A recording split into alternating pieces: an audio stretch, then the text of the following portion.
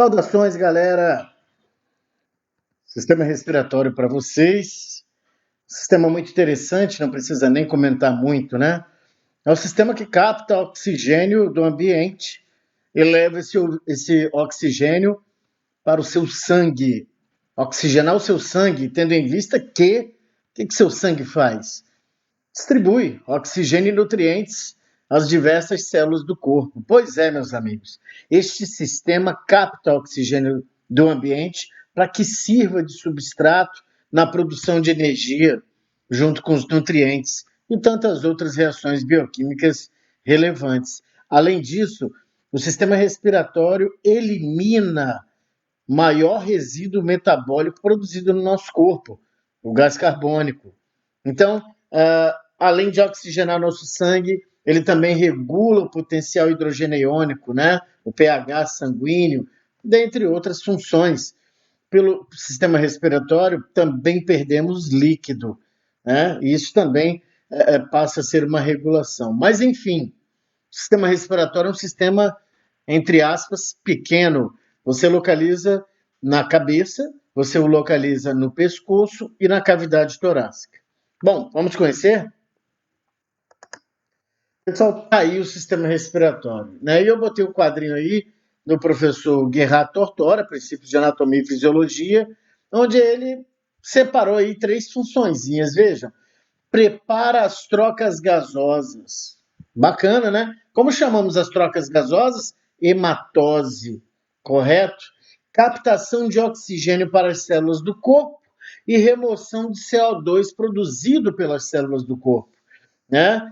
Este que é também uma grande função do sistema cardiovascular, que, por meio do sangue, entrega às células oxigênio e nutrientes, e também, por meio do sangue, remove os resíduos metabólicos das células e conduz aos órgãos responsáveis por eliminar esses resíduos.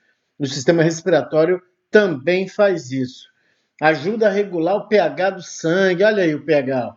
Potencial hidrogênio. O pH do sangue é básico, correto? É entre 7,45 e 7,55, se não estou enganado.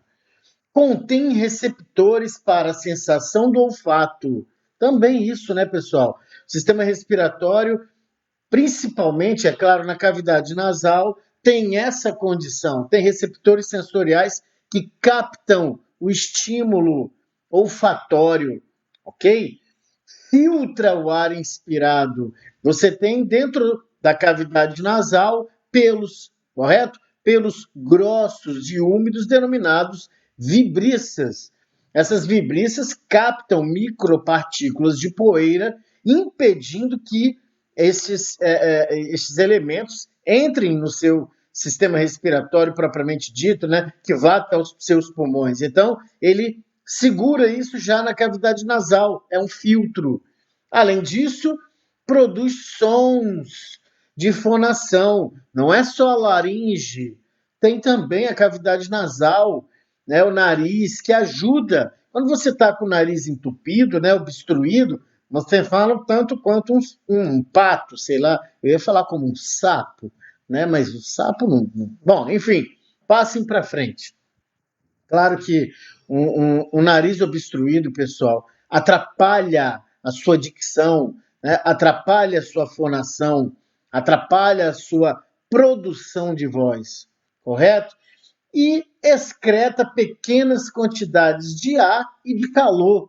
Dissipar calor do corpo humano também é uma das funções do sistema respiratório, isso é muito importante. E também eliminando, né, água, não tanto quanto as glândulas sudoríferas, mas também, né, auxilia na homeostasia, ok? Bom, eu não posso passar pelo sistema respiratório sem antes citar o esqueleto torácico, que vocês conhecem tão bem. Vamos dar uma passada nele rapidinho? 12 pares de costelas e suas cartilagens costais, ok? 12 vértebras torácicas e seus discos intervertebrais.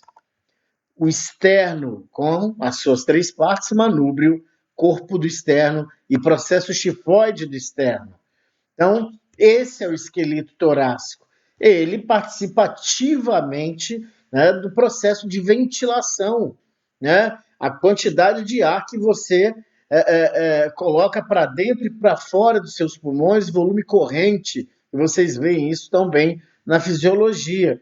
Se você tiver, né, um sério desvio lateral da coluna vertebral, normalmente denominado escoliose, e essa escoliose for grave, você pode ter problemas ali de ventilação, de expansão do esqueleto torácico, o que certamente vai contribuir para uma menor captação de oxigênio, ok?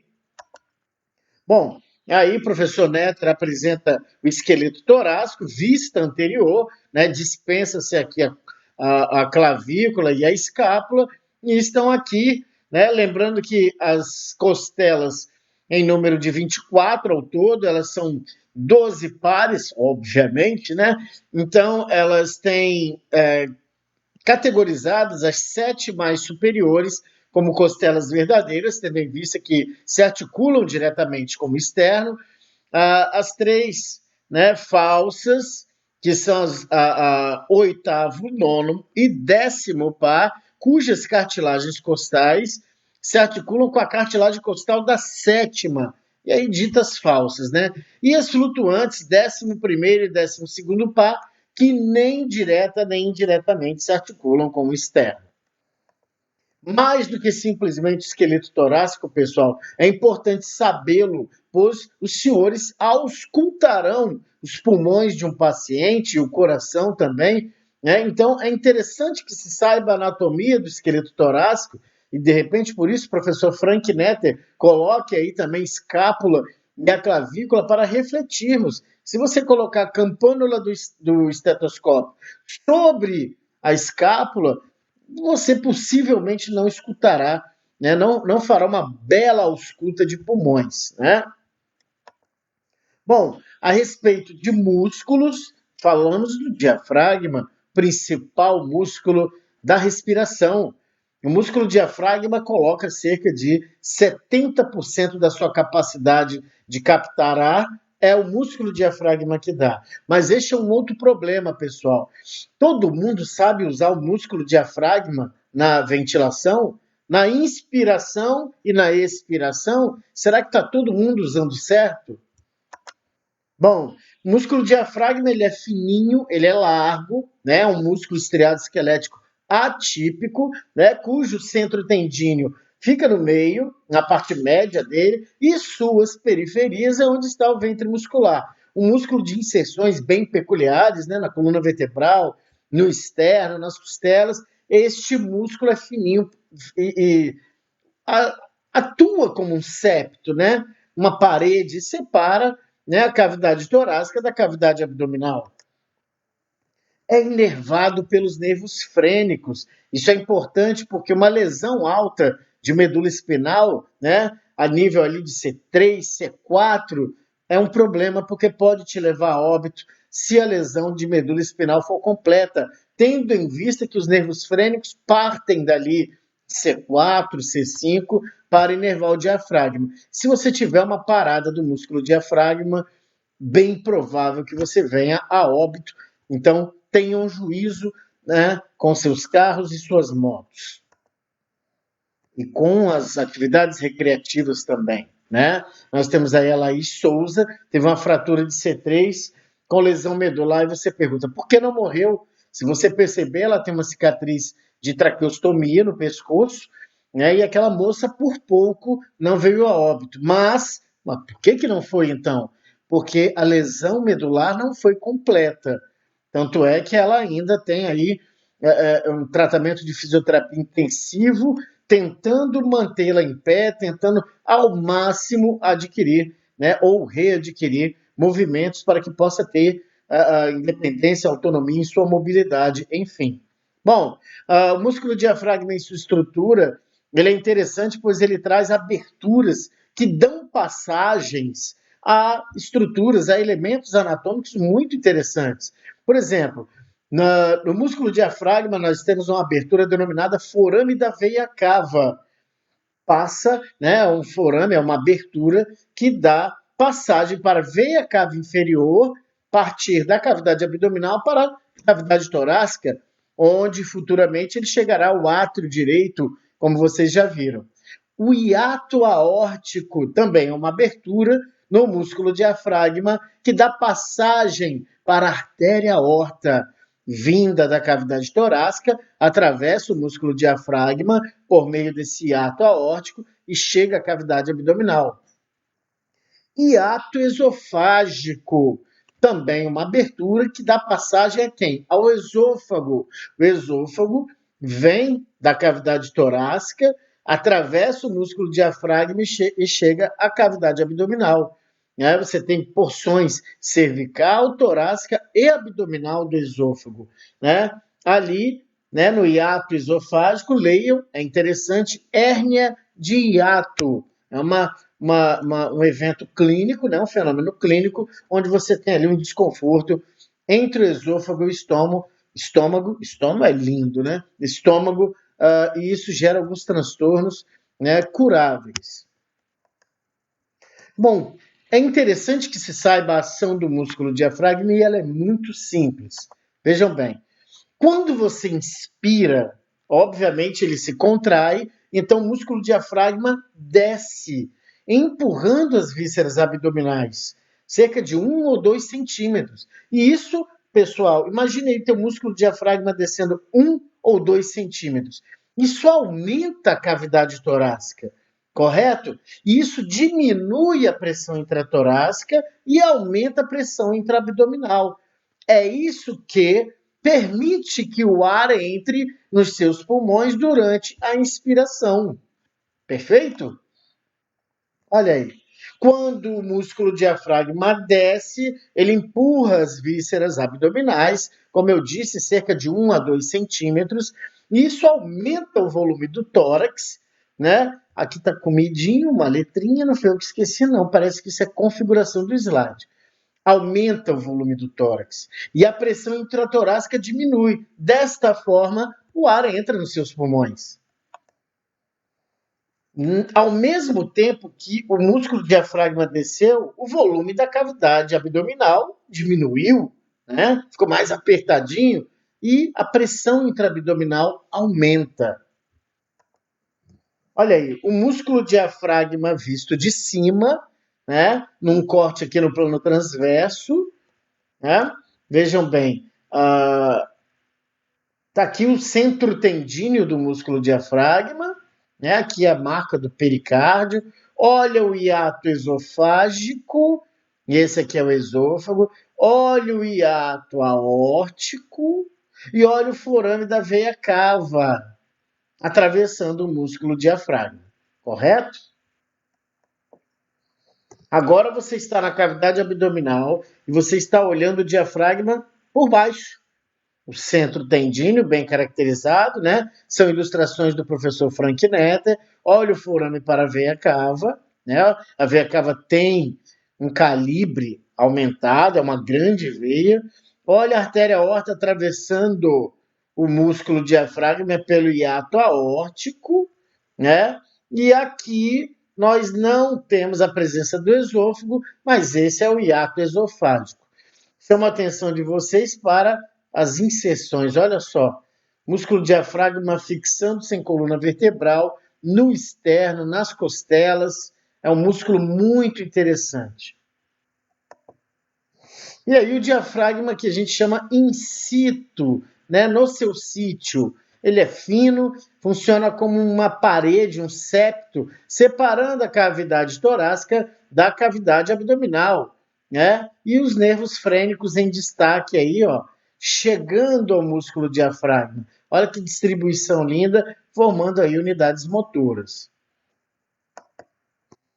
Aí, pessoal, um rol de músculos, E aí eu destaco aqui músculos acessórios da inspiração, para uma inspiração forçada. Então, notem que você usa o esternocleidomastóide e os escalenos. Claro, por quê? Olha as inserções desses músculos. As primeiras costelas aqui e o externo. Quando esses músculos são usados, forçosamente numa situação de angústia respiratória, eles vão tracionar costelas e externo. E isso já é um alívio para a entrada de ar de um paciente nessa situação. Quem atua principalmente na inspiração fisiológica são os intercostais externos e, é claro, o músculo diafragma. Já na expiração, uma expiração fisiológica, ela é quiescente, ela é passiva, né? Você inspira e a expiração nada mais é do que a volta do diafragma expulsando o ar. Mas você precisa fazer expiração forçada? Sim, existem casos como, por exemplo, no enfisema pulmonar, onde você tem um aprisionamento de ar nos alvéolos pulmonares destruídos, né? Você precisa expirar com força. Então, os músculos do abdômen, o reto do abdômen, os oblíquos interno e externo do abdômen e o transverso funcionam muito bem para expulsar ar, né, numa expiração forçada. E é claro, estes músculos também atuam ativamente na tosse e no espirro, que são mecanismos de defesa de um sistema respiratório com alguma irritação. E aí começamos, pessoal, pelos órgãos constituintes do sistema respiratório. Bom, nariz. No estudo do nariz, pessoal, nós englobamos o nariz externo, este que você acabou de tocar agora, que eu vi, os seios paranasais, que são cavidades ao redor das cavidades nasais, e as próprias cavidades nasais. Então, vamos examinar cada um destes elementos? O nariz externo. Bom, ele é um órgão que está localizado na cabeça, obviamente, e na face, né? Região anterior da cabeça, no plano mediano. Né? O nariz é uma estrutura muito interessante, né? De variação anatômica diversa e consiste dessas partezinhas aí que estão subindo muito tranquilamente. Então você tem raiz. E pior que elas foram embora, né? Não sei porquê, se elas deviam ficar aqui. Isso foi um erro técnico? Elas estão vindo de novo. Mas vamos lá. Consiste de raiz, de base, de ápice, de dorso e de asas. Eu mostrarei para vocês. Deixa eles irem embora. Esqueleto do nariz, pessoal. O esqueleto do nariz é osteocartilagíneo, meus amigos. Né? Voltando aqui um pouquinho, osteocartilagíneo participam ativamente do esqueleto do nariz, ativamente, ossos nasais e as maxilas, ok? É claro que você pode contar aí o frontal também, e você pode contar também com a parte óssea do septo nasal, né, que é constituída principalmente pelo osso denominado vômer e pelo etimoide, especificamente na lâmina perpendicular do osso etimoide, tá? E, é claro, cartilagens. Você toca no seu nariz, ele é muito flexível. Imagine se seu nariz fosse todo de osso. Cada traumatismo, cada pancada que você sofresse no seu nariz seria uma fratura, poderia ter aí consequências graves, né, como uma obstrução, né, uma perfuração de vasos importante. Então, o Papai do Céu colocou aí muitas cartilagens no seu nariz para que ele seja uma estrutura aí flexível. Bom, a abertura piriforme eu preciso falar porque você imagine-se com o crânio na mão. Ele não tem nariz externo, o crânio, né? O esqueleto da cabeça. Então, aquela abertura destinada para o nariz externo, nós denominamos abertura piriforme, porque esta abertura é em forma de pera. Por isso este nome. Olha aí. Nessa moça, vou relembrar com vocês os nomes da parte do nariz externo, ok? Raiz do nariz, aqui, né? Ali na sutura frontonasal, né? Aqui é a raiz do nariz. A ponta do nariz é denominada ápice do nariz, e não ponta do nariz, né? Ápice do nariz, raiz do nariz. Entre o ápice e a raiz, o dorso do nariz. Muito bem. Aqui você tem também asas do nariz, né? Uma das formas de você ver se um bebê está angustiando ou uma pessoa, angústia respiratória, é você observar batimentos de asas de nariz, né? Você tem músculos que abrem, né, as narinas, porque o indivíduo que está angustiando, né, por ar, ele tem aberturas maiores do que ele pode, né, o máximo que ele pode, perdão, para poder captar ar. Qualquer abertura a mais que ele possa fazer, ele fará para capturar ar. Aqui, pessoal, nessa área aqui é a base do nariz, onde nós encontramos as gloriosas narinas, aberturas do nariz externo. Aí, pessoal, uma ilustração também do professor Gerhard Tortora, né, Princípios de Anatomia e Fisiologia. Veja aqui a frasezinha. À medida que o ar passa pelo nariz, é aquecido, filtrado e umedecido, e também ocorre a olfação. Sim, isso no interior da cavidade nasal, né? Daqui a pouco nós veremos. Então, ó, você vê que o frontal entra nesse esqueleto do nariz, os nasais, e também as maxilas. E você tem um esqueleto cartilagíneo. Olha quanta cartilagem você tem, né? E aí se descreve as cartilagens nasais laterais, a cartilagem do septo nasal e essas da asa do nariz, as cartilagens alares. Numa vista anterior, você consegue ver também as chamadas cartilagens acessórias, né? E aqui, ó, mais na extremidade, na lateral mesmo da asa do nariz, um tecido conjuntivo fibroso e adiposo densos, né? Aqui é uma área do nariz externo onde a pele é mais úmida, né? Mais cebosinha, né? Tem ali uma constituição bem diferenciada do resto da pele do nariz. Olha aí já uma ilustração do professor Frank Netter, mostrando aí cartilagem acessória, né? Mas vocês vejam aí o contexto do esqueleto do nariz externo, olha só, a vista para as cavidades nasais, cartilagem e ossos, além de tecido conjuntivo, né? Fibroso e adiposo denso. As coisas estão aparecendo antes do que eu previa, né? Vamos de novo. Bom, cavidade nasal, meus amigos. A cavidade nasal, ela comunica-se com o meio externo, né, com o ambiente. Anteriormente, ela se comunica com o meio externo através de quem? Das narinas. Então, as narinas são os limites anteriores da cavidade nasal. Passou das narinas, você está no meio externo. E lá atrás da cavidade nasal, né, você tem a porção nasal da faringe, é o limite. Acabou a cavidade nasal, você está na porção nasal da faringe. Quem limita a cavidade nasal com a porção nasal da faringe posteriormente? São aberturas denominadas coanos. É isso mesmo. C-O, acento agudo no O, A-N-O-S. Coanos. São aberturas localizadas na região posterior da cavidade nasal que comunicam a cavidade nasal com a parte nasal da faringe, isso posteriormente. Beleza? Destaca-se na cavidade nasal, pessoal, que ela é revestida por mucosa, que é um tipo de tecido especializado, né, úmido, muito vascularizado, e na cavidade nasal você vai encontrar as conchas nasais com os meatos, eu já lhes apresento. Você vai encontrar também os pelinhos dos quais lhes falei. Ele fica, né, numa área aqui mais saliente, onde a turma bota o piercing no nariz, chamada vestíbulo do nariz. Então você encontra uma quantidade maior aí de pelinhos, são as vibriças.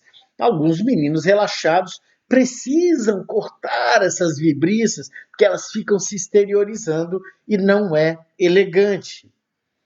O septo nasal, pessoal, separa, né, a cavidade nasal em duas. E você tem três partes no septo nasal. Normalmente, as fontes bibliográficas apresentam a parte cartilagínea, que é anterior, e a parte óssea, que é mais posterior.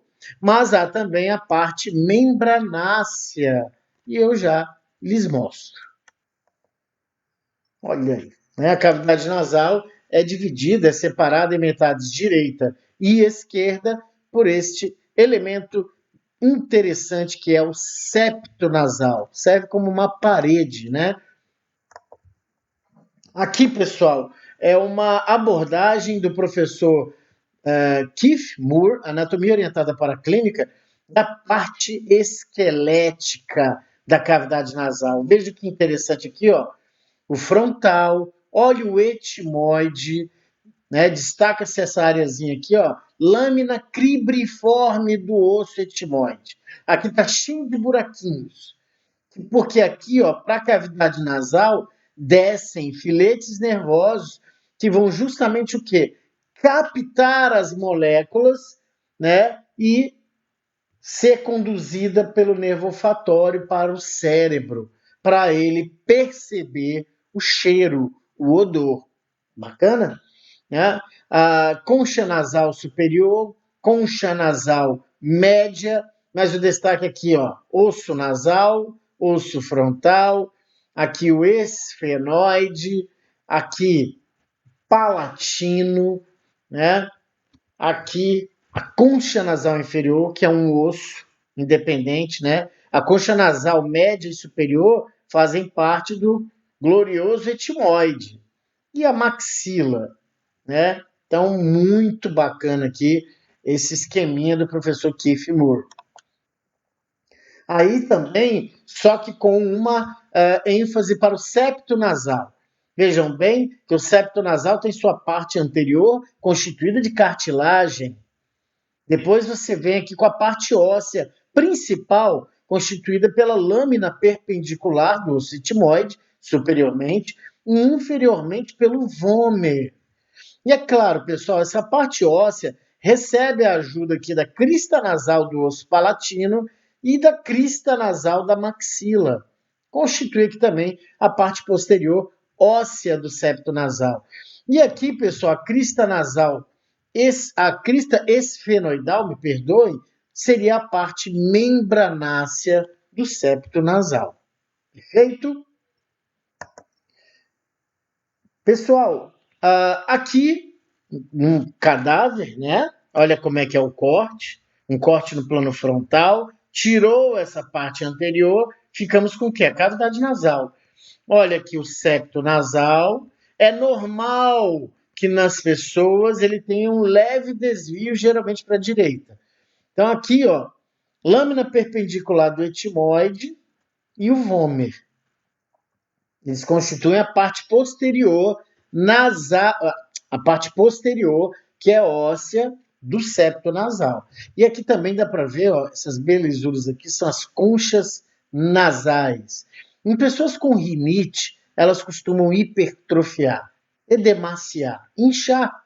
E aí, olha só, se elas incham, pessoal, claro que elas vão tomar o quê? Espaço aéreo. Elas vão crescer, elas vão obstruir parcialmente a passagem de ar. Então as pessoas terão desconforto, né, para ventilar. Pessoal, vou parar por aqui, 28 minutos, né? Estamos só começando. Então lembre-se, vou começar daqui, porque aqui tem muita coisa bacana para se falar dessa ilustração do professor Frank Netter, né? Mostrando aí um corte no plano mediano e evidenciando a cavidade nasal sem o septo nasal. Até a próxima, um forte abraço.